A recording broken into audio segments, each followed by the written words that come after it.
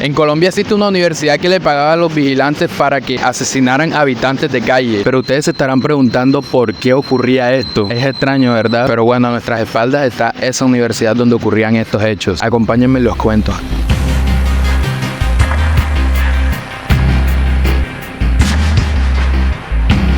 Para eso hay que irnos al pasado, hace más de 30 años aquí en la ciudad de Barranquilla, Colombia, exactamente en el año 1992, donde se festejaban una de las fiestas más importantes aquí en Barranquilla, como lo son el carnaval, fiesta que se festeja también en países como Brasil, España, Italia. Aquí también es una tradición que se hagan ese tipo de fiestas. Entonces, en ese año, mientras la gente se llenaba de alegría festejando el carnaval, también ignoraban lo que estaba ocurriendo en la ciudad. Todos nos acordamos del carnaval del 92, la ciudad estaba pasando por uno de los crímenes más aterradores de toda Latinoamérica. Pero bueno, acerquémonos un poco más al lugar de los hechos para contarles esta historia. Lamentablemente algunos amanecieron con el dolor en los corazones. Aquí lo que vemos a mis espaldas es la entrada de la Universidad Libre, lugar donde ocurrieron, como les dije anteriormente, uno de los hechos más atroces de toda Latinoamérica. Y es increíble porque me sorprende que no muchas personas a día de hoy no conozcan la historia. Quizás tu abuelo o tu abuela recuerde el carnaval del 92, en donde para muchos fue uno de los días más tristes de toda Colombia. Una universidad que funciona desde 1956, en donde una vez la policía aquí encontró a muchísimos habitantes de calles asesinados dentro de la universidad. Esto con el fin de llevarlos a la Facultad de Medicina, que era donde los estudiantes de esta universidad hacían sus prácticas. Sí, yo sé que es normal que cojan cuerpos reales para hacer sus prácticas, pero es que aquí lo que hacían era asesinar habitantes de calles. Hasta dónde ha llegado la locura del ser humano para hacer esto. Entonces, como vemos ahí a nuestras espaldas está la universidad, la que es la antigua, donde ocurrieron esos hechos, y la nueva, la que ven por ahí, la que es de color blanca, están ahí pegadas. Lo que, como les dije anteriormente, se conoce hoy como la Unilibre, ya que antes se llamaba Universidad Libre. Bueno, al parecer pasó lo que estaba pensando. Ya nos llamaron la atención en la universidad, nos dijeron que qué hacíamos grabando ahí o qué estábamos grabando, así tal cual como en el video del Viva. Pero bueno, vamos a alejarnos un poquito del lugar, ya que no queremos problemas. Entonces, para que los vigilantes eran los principales protagonistas criminales que hacían estas cosas. Los habitantes de calle por lo general siempre recogían cartón para reciclar, cartón, latas, todo eso, y los vigilantes siempre los engañaban diciéndole: hey, vente acá para el fondo de la universidad, que ahí tenemos una pila de cartones, una pila de latas, que no sé qué, y ahí los engañaban para a sus espaldas impactarlos con un golpe o con un tiro de bala por la cabeza o por la espalda. Así es como usaban los cuerpos de aquellos habitantes para las prácticas, para métodos de investigación en la Facultad de Medicina. Nunca nadie se imaginó eso, nunca sospecharon de ellos, y así es como esas personas se aprovechaban de los pobres indigentes de la calle, simplemente para unas prácticas de la Facultad de Medicina en esta universidad. Pero una de las víctimas logró salir vivo, y es por el que a día de hoy se conoce esta noticia en toda Colombia. Omar Enrique, o también Oscar, la realidad es que no sé realmente cómo es el nombre, si Oscar u Omar, pero vamos a llamarlo Omar en este video. Omar Enrique se dedicaba a recoger cartón, él también era un habitante de calle, entonces esa era su labor. Él a diario siempre recogía cartón, tal, para ganarse unas cuantas monedas, que era lo poco que se ganaba en el día, pero era su humilde labor. Él nos cuenta que él estaba recogiendo ese día desde las 7 de la mañana varios cartones, y luego se dirigió en la noche hacia la Universidad Libre.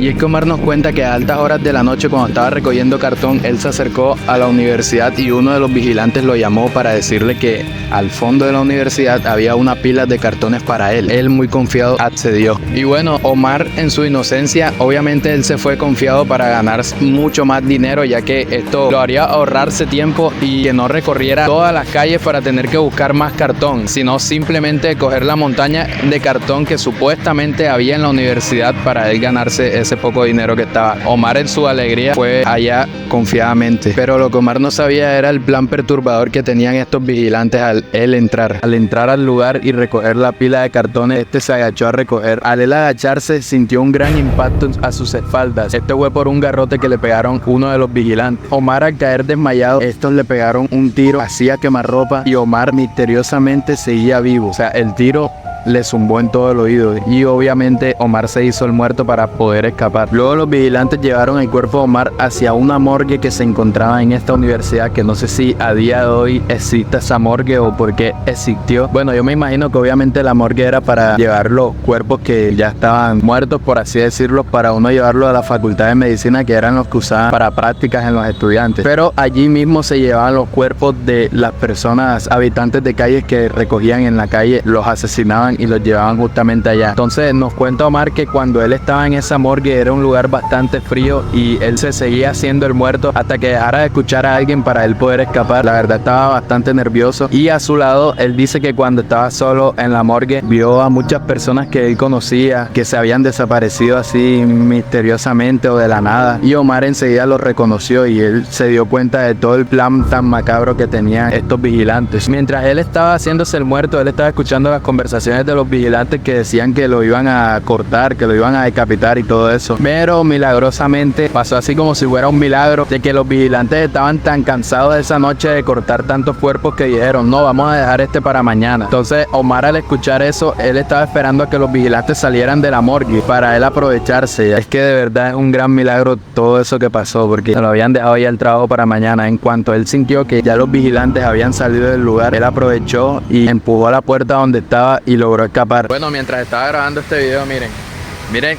lo random que es la ciudad de Barranquilla. O sea, hace un sol increíble y está lloviendo. Así es Barranquilla de random, muchachos, con el clima. Cuando Omar escapó, él corrió tan rápido que fue a la estación de policía más cercana que había en ese tiempo. Recorriendo un poco el lugar, no sé dónde es la estación más cercana de policía, pero me imagino que antes existía una. Sin mal no recuerdo la información, quedaba a 10 minutos la estación de policía, la más cercana. Entonces Omar fue corriendo desesperadamente allá a contarle a la policía. Pero hubo un problema, y es que la policía no le creyó nada de lo que él decía, ya que por ser habitante de calle, por lo general aquí no se le suele creer a ese tipo de personas, ya que pues algunos están conspiranoicos, locos y bueno, todo ese tipo de cosas. Omar también le contó con desesperación a los policías, los compañeros suyos, habitantes de calle, que él vio también en la morgue. La policía, al ver su desespero y también que Omar ya estaba siendo un poco sospechoso con todo lo que decía, pues no le quedó de otra que ir a investigar. Un solo policía fue hasta la universidad. Los vigilantes no le cedieron el paso. El policía, al sospechar más de eso, llamó a refuerzos. Al llegar a la universidad, los refuerzos entraron y investigaron todo el lugar, incluso la morgue, donde encontraron al menos 15 cuerpos y vieron que Omar tenía razón. Entonces obviamente los vigilantes enseguida fueron detenidos por las autoridades. Lo más sorprendente es que a los vigilantes se les pagaba un valor de 160.000 pesos colombianos por cada cuerpo. ¿En qué mente cabe eso cuando la vida de alguien vale muchísimo más que solamente dinero? Y 160.000 pesos, alrededor de unos $38. Sí, eso era lo que se les pagaba a estos vigilantes por cuerpo, por lo cual ellos accedían a hacer eso. Y se toma en cuenta que fueron más de 50 víctimas. Imagínense eso, el montón de dinero que se hicieron esos vigilantes con eso. Todo fue por ambición. Y si se lo preguntan, los estudiantes y profesores no tuvieron nada que ver en todo este cuento, porque ni ellos mismos sabían. O sea, era tan increíble cómo ocultaban todo que ni ellos mismos sabían. Los únicos acusados en este caso fueron los vigilantes. Y el síndico de la universidad, que vendría siendo como un gerente administrativo de la universidad, la persona que se encargaba de girar los cheques de la Facultad de Medicina para costear todos los gastos de los utensilios que se utilizaban para realizar las prácticas. Y entre los cheques que giraba este hombre hacia la Facultad de Medicina, claramente iban los cheques con los montos de dinero que la Facultad de Medicina supuestamente utilizaba para comprar cuerpos de manera legal. Pero al final del caso, los únicos que pagaron por este crimen fueron los vigilantes de esta universidad, porque el gerente administrativo en una entrevista dijo lo siguiente: logramos demostrar que los cheques que se giraban eran para problemas de la universidad, porque es que los cadáveres eran para la Facultad de Medicina,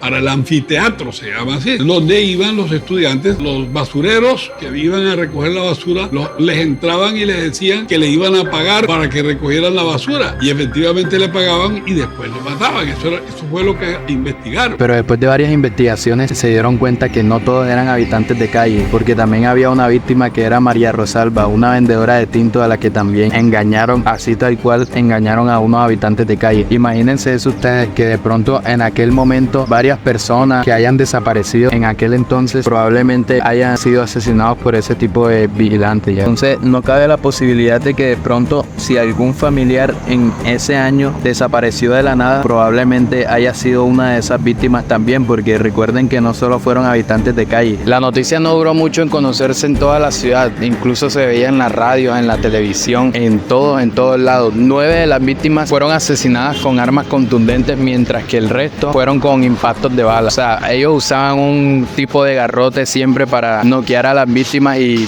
luego posteriormente a eso dispararles. Al impactarlos con la bala, ahí quedaban y luego procedían a cortarlos con un tipo de sierra que tenían ahí en la morgue y los dejaban pues justo como vemos aquí. 14 empleados de la universidad fueron acusados después de que se enterara todo el mundo. Eran 14 personas vinculadas al caso, pero después de unos días se les acusaron a muy pocos, que eran los responsables de los que llamaban a las víctimas, los que cortaban, los que asesinaban. Pasó de ser 14 empleados vinculados al caso a ser como 5 o 4 que eran los principales responsables, o de pronto muchos más. En ese momento les dieron como 13 años de cárcel, si no estoy mal, algo que la verdad es una condena bastante poquita para esos monstruos, porque la verdad es que no sé ni cómo se les debería llamar a este tipo de personas. Y uno de los vigilantes que estaba en prisión, que lleva por nombre Saúl Hernández, varios días después declaró delante de una entrevista que él no tenía nada que ver con el caso, que él no sabía absolutamente nada de lo que sus amigos tramaban o lo que hacían. Supuestamente él nunca se había enterado nada de eso. En su indagatoria ante el juez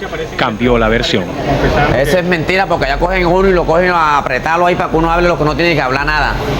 ¿Usted lo apretaron? Así, señora, ya cogen uno y lo cogen con miedo y esas cosas para que uno hable lo que no tenga que hablar, pero uno no ha hecho nada y no tiene vela en ese entierro. Mucho poco después los vigilantes confesaron todos los hechos que hicieron, lo que hicieron con los cuerpos de los habitantes de calle, y pues ahí es donde se supo mucho más la verdad, y que ellos ganaban 160,000 pesos por cuerpo y todo, estando ya dentro de la cárcel. Y después de esta gran noticia que conmocionó a toda la ciudad entera, obviamente las clases de la universidad se suspendieron, los estudiantes y los profesores hicieron marchas para que las clases vuelvan a darse. Así es como todo el mundo recuerda el carnaval del 92, como le suelen llamar, y no solamente recuerdan el carnaval de la 92 por la alegría que se vivió en ese momento, sino también por una de las historias más perturbadoras y más macabras que ha existido en la ciudad, y como dije anteriormente o en un principio del video, uno de los casos más terroríficos de toda Latinoamérica, también uno de los casos más sanguinarios. Y la verdad que para mí una tragedia, porque es algo feo pensar eso y en una universidad, y lo hacían con el fin de que los estudiantes hicieran prácticas con los cuerpos que asesinaban esos vigilantes. O sea, es algo que no me cabe en la cabeza. Claramente es normal que las universidades que tengan una facultad de medicina saquen cuerpos para hacer prácticas con sus estudiantes, pero asesinar personas que ya estaban vivas para hacer esto es algo que la verdad es bastante feo. No es normal a quien verdaderamente se le ocurrió hacer este tipo de atrocidades. Esa persona que lo hizo no merece la vida. Es esa persona quien no merece la vida, no todos los habitantes de calles que una vez perdieron su humilde vida por culpa de esas personas tan malévolas. Todo por plata, imagínense eso. Ya que pues obviamente la vida de cada persona vale y se valora. Pero bueno, ustedes díganme allá abajo en los comentarios qué opinan ustedes al respecto, qué les pareció esta historia que quizás muchos no conocían, quizás otros sí la recuerden. Un familiar de los que le pasó eso esté viendo el video. Quiero ver qué opinas tú o qué dices respecto al caso allá abajo en los comentarios. Gracias por ver el video y no olvides dejar su like y suscribirte.